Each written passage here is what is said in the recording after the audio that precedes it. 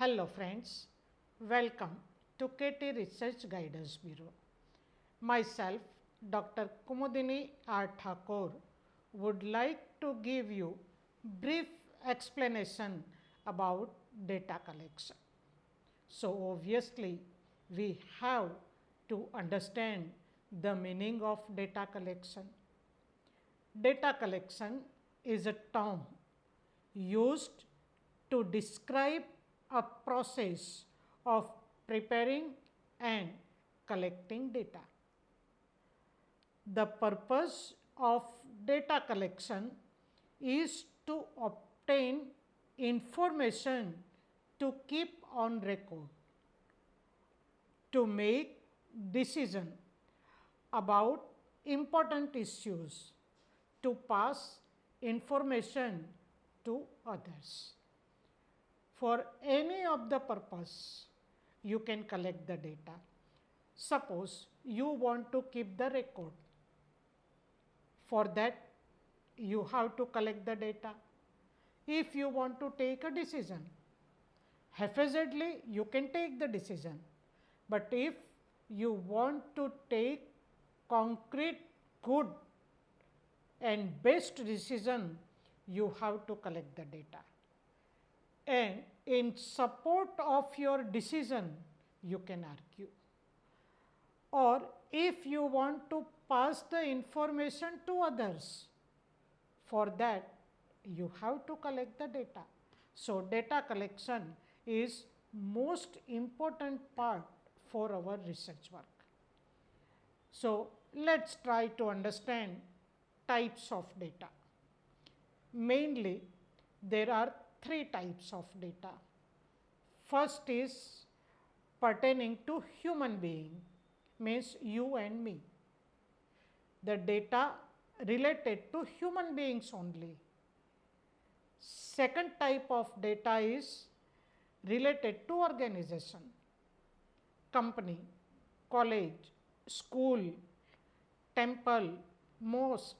These are the organization, any type of organization, not only business organization, any type of organization.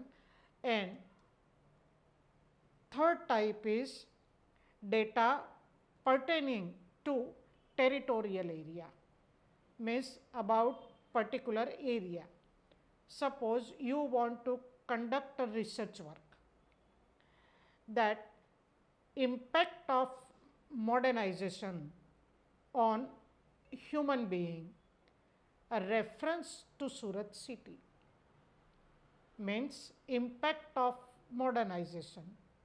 Your territory is Surat city and your data is pertaining to human being also. If you want to check the financial position of any particular company, that data is related to organization. So this way you can classify them. Now let's try to understand importance of data. First is, it works as a raw material. If you want to prepare a good dress, good design is in your mind, but if your raw material is poor, then obviously it never gives you good lookup.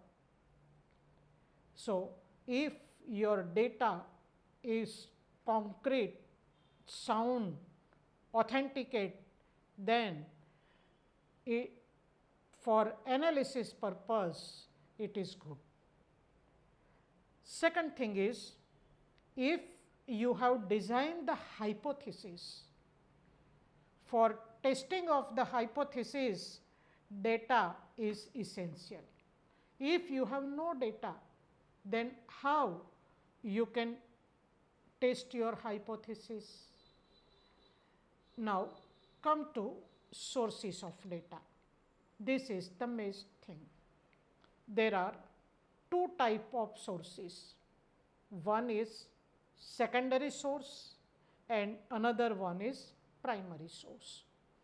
I will give you the brief idea about both sources and the difference between secondary and primary data, and the techniques for the primary data collection that we are going to discuss in next session. So there are two types. First source is, one is secondary and another one is primary source. Now let's try to understand secondary source. Second means second. Means somebody has collected for his research work, and now for your study you are using that data. That's why it is called as secondary data. When that fellow collected the data, that time he analyzed tools, techniques and everything. So when you will use that data, that time you can save your time and energy, because ready-made analysis is available. But many times what happens? You may not be able to get analysis of that data, then collect the data in original form and then analyze them. Another important thing is, secondary data may be published data. Published data means census data, RBI bulletins data, organizations data, all companies, public limited companies data, you can get it. Means they are published data. And you can use unpublished data also. Unpublished data means, suppose you want to get employees register. None of the company publish employees register. Then members of the committee members. These are the example of unpublished data. So you can use as per your requirement published data as well as unpublished data. Another thing is, secondary data is readily available and you have no control over variables or anything, because that fellow collected the data for his own use. So no control over variables. But why we collect the data? Because we want to authenticate our findings and conclusions. Suppose your findings and conclusions are same as previous research work, then you can authenticate them, that this researcher and in this research report their findings and conclusions are also same as our findings. For support of your findings, you can use secondary data, and secondary data has no limit of time and space. Secondary data may be for 400 years and huge data. So you can classify, you can find out necessary data and you can use them as per your requirements. So secondary data has no limit. Now, many times what happens? You want some specific information. For that specific information, you have to collect secondary data, and secondary data highlights that information as per your requirement. Another thing is, you can use this data as benchmark data also. So collect it, and many times, many research, they are purely based on secondary data. That time secondary data is more important for you, because your study is purely based on secondary data. So, these are the simple uses of secondary data. Now, let us try to understand the advantages of secondary data. Obviously, it is very quick and cheap, only you have to find out the source. Now, sources are available, all types of material is available. So, you can easily collect your secondary data. So, it is said that it is quick and cheap. Many times you have not to spend any rupees for that one. RBI gives you free hand information. Second is, it is wider in geographical area and longer reference period you can cover. Third thing is broadness about the data. It is very broad and you can collect them. And when you want to verify your findings, that whether you are on the right track or not, that time also you can take the help of this secondary data.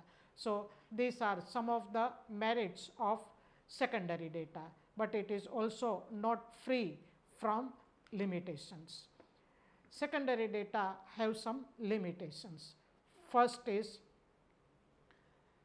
available data may not be specific to your research work. Then don't use it. Don't try to use irrelevant information. It may relevant for other research study, but may not be relevant to your study, then skip them and find out relevant information.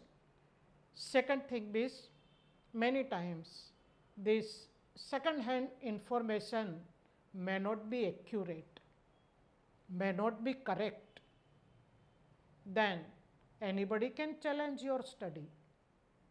For that, only use reliable sources and always mention source of your data.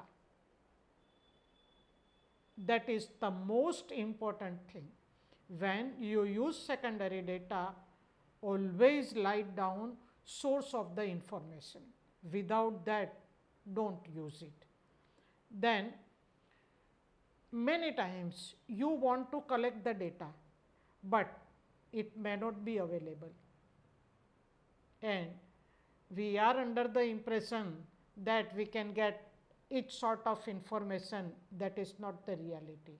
Many times we are unable to get the information. These are some of the limitations of secondary data. Now, let us try to understand primary data. Primary data is also known as first hand data. Why first hand? Because the researcher himself collects the data.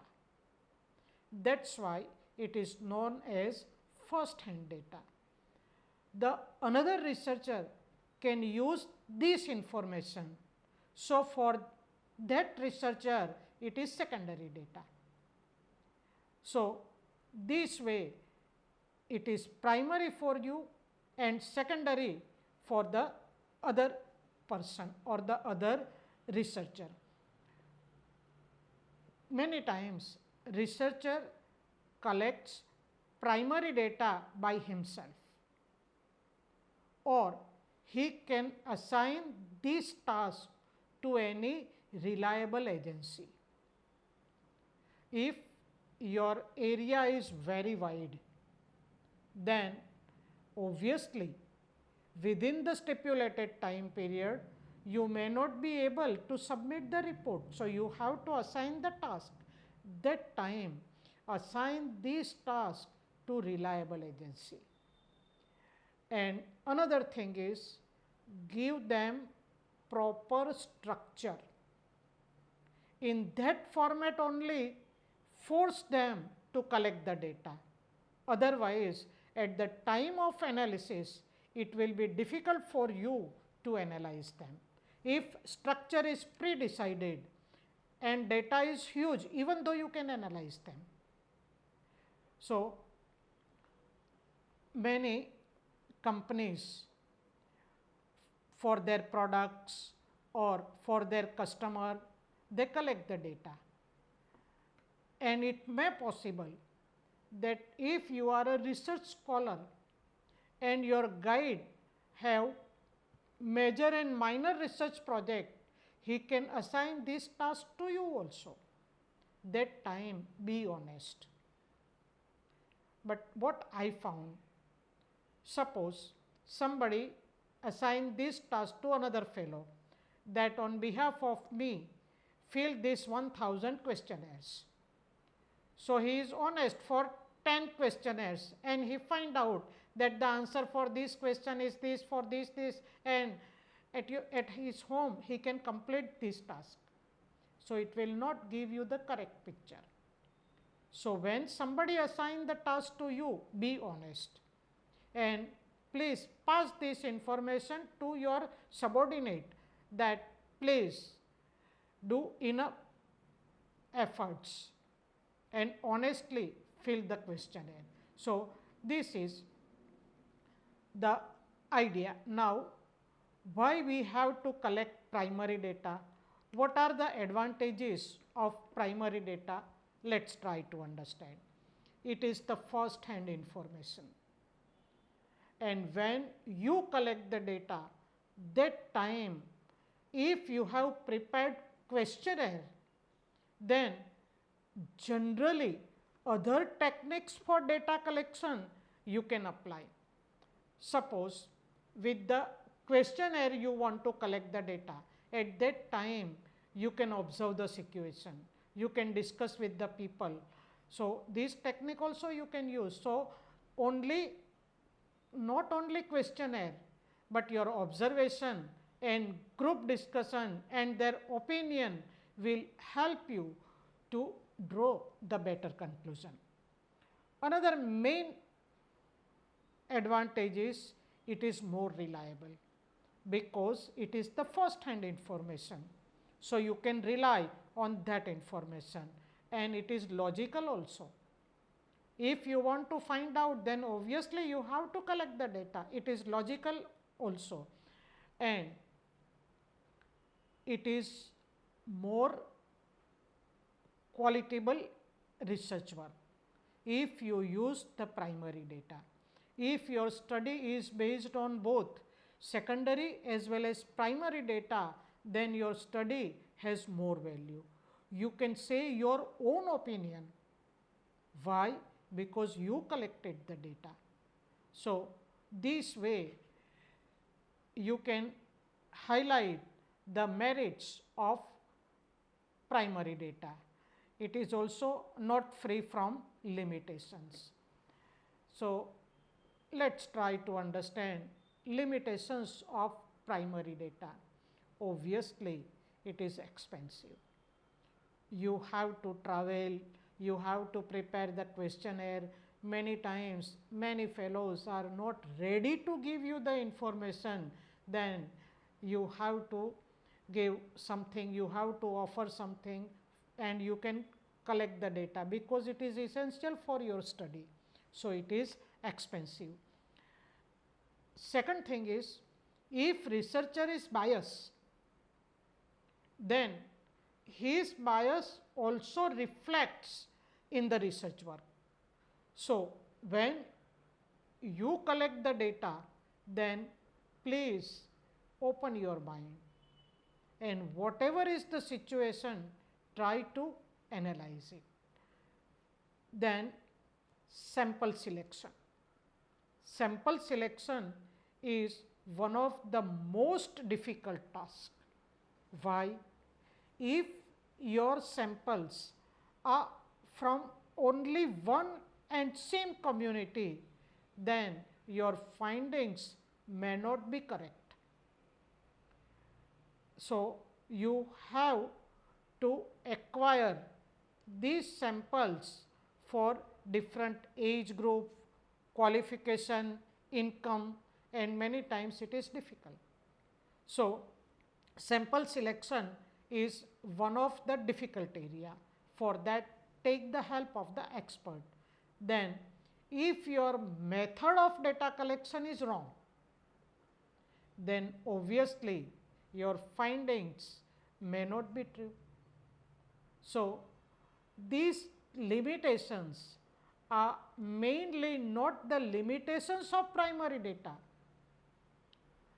If you have enough knowledge, you are ready to spend money, and many times many agencies they sponsor the research studies also.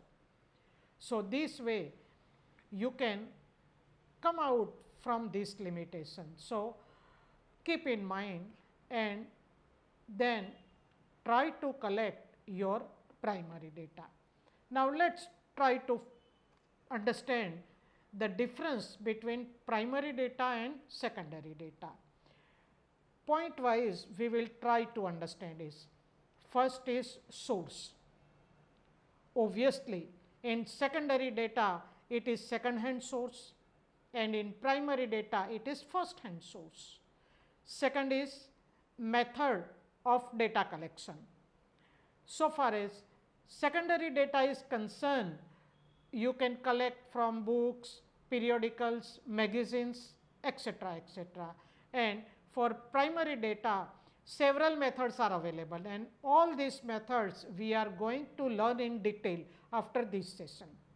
In next session, I will give you the idea about methods of primary data collection, questionnaire, schedule method, that I will explain you. Third thing is about statistical procedure. So far as secondary data is concerned, many times it is already done, while in primary data you have to apply statistical tools and you have to do by yourself. Then originality. Obviously, as I explained you, secondary data is secondary for you and it is collected for other purpose and you use it, while primary data is first hand data and you are collecting the data. Then use of data, primary data you collect for yourself, and secondary data another fellow has collected and you can consider it for decision making also, and for give more concrete findings to your study. Another point is copy of the schedule. In secondary data, when you use, that time you have not to give the schedule of that data. Directly you can write the data, means it is excluded, while in primary data always you have to give the schedule. If you have prepared questionnaire, then give your questionnaire. Schedule, then give the schedule, copy of your schedule. Then another point is method of data collection.